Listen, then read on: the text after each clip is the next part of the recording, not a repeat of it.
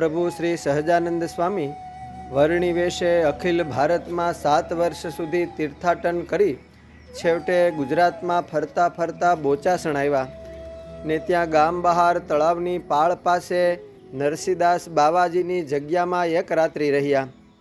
એ દિવસે કાશીદાસના પિતા પાટીદાર કાનદાસભાઈએ પોતાને ઘેર બ્રાહ્મણોની ચોરાસી કરેલી, એટલે બાવાજીને જમવાનું નોતરું આપવા માટે પોતાના પુત્ર કાશીદાસને મોકલા.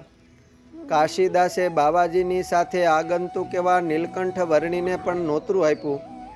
બપોર ટાણે જમવાનો સમય થયો ત્યારે નરસિંહદાસ બાવાજી અને વર્ણી એ બંને કાનદાસને ઘેર ગયા.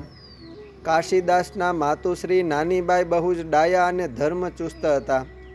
એમનું મન વર્ણીના દર્શન માત્રથી જ આકર્ષિત થઈ પરમ શાંતિ પામ્યું. અંતરમાં અનેરી ટાઢક વળી. એમણે ચોક્કસ માન્યું કે આ કોઈ ચમત્કારિક પુરુષ છે.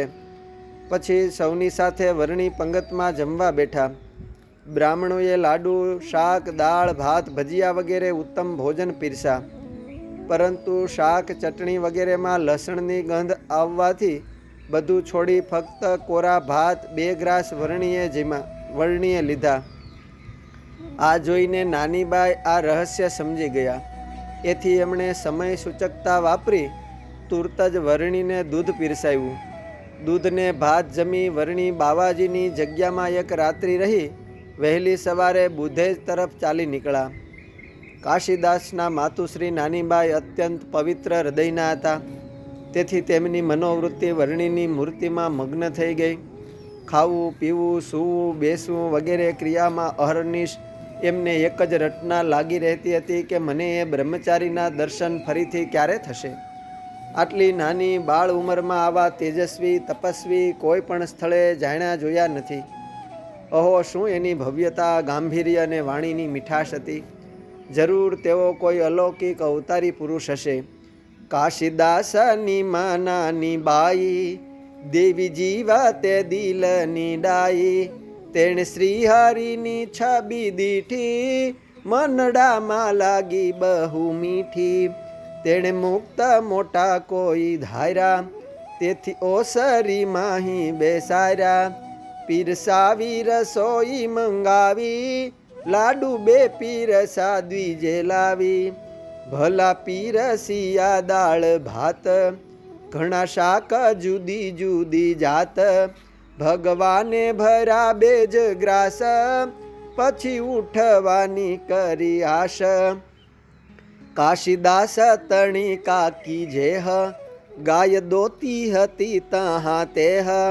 તેની સામું જોયું હરી જ્યારે, કાશીદાસની માતાએ ત્યારે.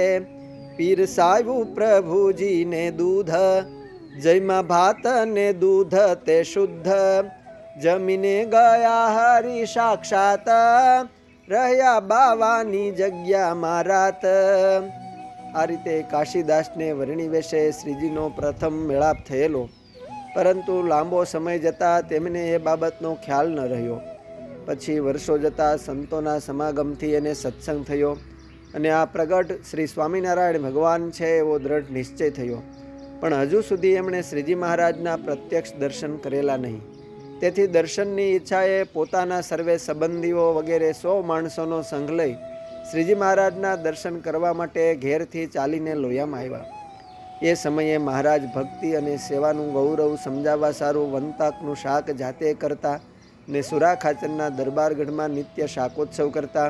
શ્રી હરિએ ધોતિયું, ખેશ વગેરે જે વસ્ત્રો પહેર્યા હતા તે હળદીથી પીળા થયેલા હતા. આ પ્રમાણે કોઈ રસોઈયો હોય તેવી સ્થિતિમાં મહારાજને જોઈને કાશીદાસને વિચાર થયો કે આને તો ભગવાન કેમ કહેવાય? મારો આટો નિષ્ફળ ગયો. આ કરતાં હું અહીં ન આવ્યો હોત તો ઠીક હતું. આ કોઈ રસોઈયા હોય એવું લાગે છે. આ રીતે સંકલ્પ કરે છે. એ વખતે અંતર્યામીપણે મહારાજે જાણીને એમના અંતરની આટી ઉખેડવા સભામાં આવી પાટ ઉપર વિરાજમાન થયા. કાશીદાસ પટેલને નામ લઈને બોલાવીને પાસે બેસાડીને મુક્તાનંદ સ્વામી સાથે વાત કરવા લાગ્યા કે કોઈક માણસ ઘેરથી પગે લાગી માર્ગમાં અનેક દુઃખો સહન કરી, કોઈક માણસ ઘેરથી પગે ચાલી માર્ગમાં અનેક દુઃખો સહન કરીને કાશીની યાત્રાએ ગયો હોય અને ત્યાં ગંગાજીનું પાણી ડોળાયેલું જોઈને તેમાં સ્નાન ન કરે અને પાણી પીએ નહીં ને ખાલી પાછો ઘેર ચાલ્યો જાય તેને કેવો જાણવો? આ રીતે મહારાજની વાત સાંભળીને કાશીદાસના મનમાં તુરત જ થયું કે ઓહો, આ તો મારા અંતરની વાત જાણી ગયા. માટે આ સ્વામિનારાયણ પોતે સાક્ષાત ભગવાન છે. મારો સંશય દૂર કરવા સારું દ્રષ્ટાંત આપીને વાત કરી છે. જો આટલી વાત મેં ન સાંભળી હોત તો હું મોટો મૂર્ખ ગણાત. પછી તો કાલિદાસ લોયામાં રહ્યા અને શ્રીજી તથા સંતોનો સમાગમ કરી ઘેર ગયા. પોતાના પિતા વગેરે સર્વે સંબંધીઓને વાત કરીને શ્રીજી મહારાજના સ્વરૂપનો દ્રઢ નિશ્ચય કરાવ્યો. અસ્તુ. જય સ્વામિનારાયણ. શ્રી હરિલીલામૃત કળશ 3 વિશ્રામ 17 તથા આદર્શ ભક્ત ગાથામાંથી.